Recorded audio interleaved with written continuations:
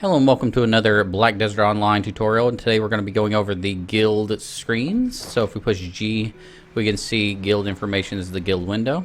The basic guild information is the first button. You can have a notice if there's something important that people need to know. Then you have regular guild information like the name of the guild, the master of the guild, basically the guild leader. The scale of the guild is small. We can leave guild, but we can't join another guild for 24 hours. We have 15. We're full. We're 15 of 15 persons because we're a small scale guild, and I don't know what protection is yet. Haven't figured that one out. Guild points 0 of 2. We've already gained 2 skill points. We've already spent 2 guild skill points, so we've got those applied. That's why it's 0 of 2. We've got 2 total, and we've used 2, so we have 0 left. And we have guild morale. I don't know what guild morale is, but I'm thinking it has something to do with the guild wars and everything, which we aren't high enough level to do yet. We have 409,000 silver. Most of that came from one guild quest. We'll talk about that later. Down at the bottom left, you can see war status. You can go to war with different guilds, and different guilds can fight each other over things they have and all that. Top right, we have the guild description. You can see information there. Bottom right, we have the saying of the day. Now we have the guild member status. In the guild member status, we can see the position, the level, the class, the family, and then character name, the activity level, which is how much they've contributed to the guild, and then the energy contribution. You see how many energy points and contributions points they have. This is a max level, not the current level that they have. And then whether or not they're the status of their contract. So the way a guild works in Black Desert Online is that you invite a character into your guild. They have a contract, which means you have to pay them, like, let's say 7,000 silver per day for a week-long contract. So every day they get paid 7,000 silver just for being a guild member.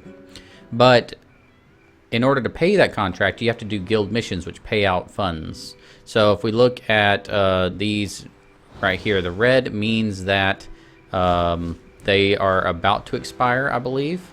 The blue means that they have expired, and the yellow means that they're good for a little while. So my contract is about to expire. I don't know about how long. I guess I can look at it. 6 days and 1 hour. In 6 days and 1 hour, it's going to expire. This one is good for 6 days and 8 hours. The blue ones have already expired, and some of these are, 7 hours and 31 minutes till that one expires, etc. So we've seen that we can. We've seen at this point that we can pay the members. We can also at some point we'll be able to deposit and collect money. I don't think we can do that yet. And then guild missions. This is how we make money.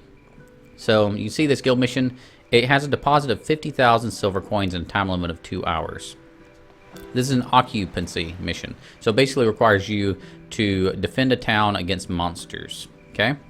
So it costs 50,000 silver coins just to attempt this mission. If you fail, you don't get the 50,000 coins back and you don't get a reward. However, if you succeed, you press this little reward button. If you succeed, you get guild XP.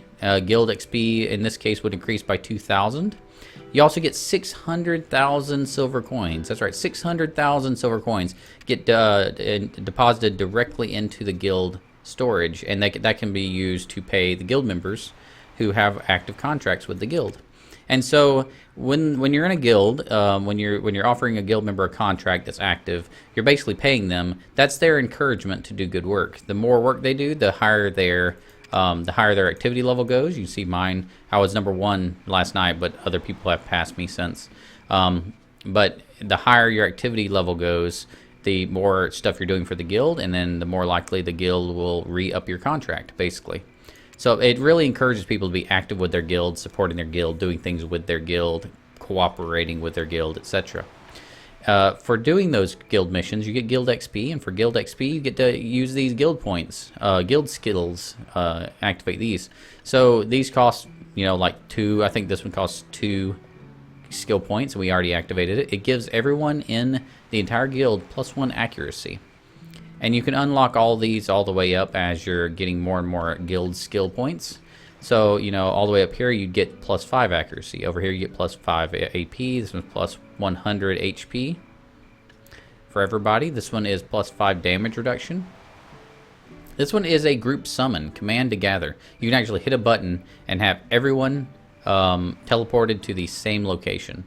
Cooldown of 11 hours. So you can do it once every 11 hours, and it requires a a guild pledge of blood, it says. I don't know what that item does exactly, but allows you to basically teleport everyone in. And then you got this one, which is a battle roar and ferocious roar level 5. Right mouse button to cast, and guild member morale boost, work in progress by 1 degree. So you can tell that some of the stuff's still very beta. Still needs to be developed. You got empty buttons down here that haven't even been filled in. You got gathering, fishing, skilled riding. So this is trade item protection for trading, apparently. This is siege weapon damage resistance. This one is more XP gain for combat and life skill XP. That's pretty awesome. That costs 15 skill points. And this one is a money maker, which gives you +2 luck level. And this is a combat skill XP gain of 10%. So, I'm not sure what the difference. This is a combat XP and life skill XP. This one is just combat skill XP. So I'm guessing that this is going to have to, one of those is going to get replaced because they seem to be slightly redundant. Okay, the next button up here is conquest status. There will be guild versus guild, and there will be siege versus siege. You'll be sieging somebody else's castle, and you got all these different stats of how much each person has contributed. For instance, you know, how many command posts have I destroyed? How many fortresses have I destroyed, etc.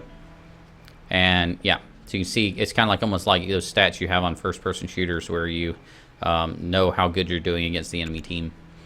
Next, we have the guild history, and this is kind of like the journal for your personal character journal, except this is the guild history. And you can go to year and then the month, and you can see the history of everything that's gone on in the guild. Mainly who's joined and who's left. But also any other things that get accomplished should be posted in here at some point. We got the recruit guild member button, which I can't access because I am not a guild master or a guild officer.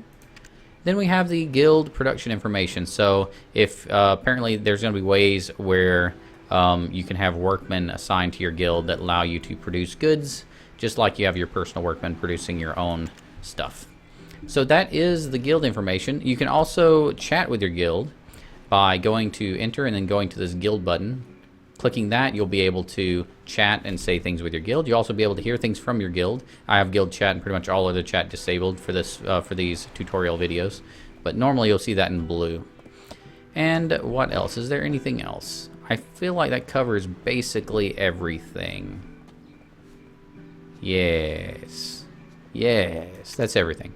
Okay, so if you have any questions about guilds in Black Desert Online, or anything about this game, feel free to comment below. I'll be glad to answer any questions that I can. Thank you so much for watching. Check out the other tutorial videos to see all the other things you can learn about this game. And remember, keep it clean.